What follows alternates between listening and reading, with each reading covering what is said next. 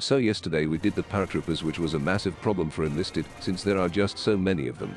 Today's video will be quite different since it mostly has to deal with a bigger problem and a problem that the United States doesn't have an answer to. In today's video, we are talking about the German heavy tank problem.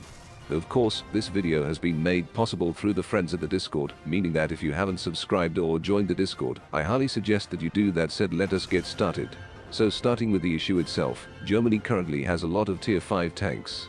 These include heavy tanks such as the Tiger 1, the Tiger 2 Porsche, the Tiger 2H, and the premium Jagdpanther, with the last three being the most terrifying. The reason why this is such an issue for the Americans is that they have close to nothing that can take out these tanks front on.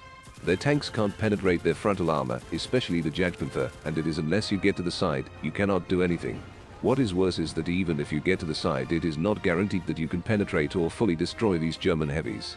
For those that are wondering why I am continuously talking only about the Americans, it is because the Soviets don't have this issue, since their heavy tank can stand up to the German tank and in some cases outmatch them. What's worse is that from my experience I do not really see the Soviets or the Germans at rank V, and as of right now it is mostly the United States fighting the Germans at tier 5. As of right now, the only counter is that the Americans can only rely on their air force, which from the games that I have been in, the Allies seem to spam them. This is because thanks to the heavy ordnance that the Americans have, such as multiple rockets and bombs, they can successfully take out German heavies. However, the issue is that if you face German players with Focke-Wulf 190, then you practically have your airspace contested, and if you are playing against skilled German fighters, then the P-47 will be in big trouble. Basically, the only thing as of right now that the Americans have to counter these German heavies are the paratroopers, which aren't really effective in some cases, and their fighters and bombers, which can be easily countered by their German counterparts. That said, let us talk about what Enlisted did wrong and what they can change.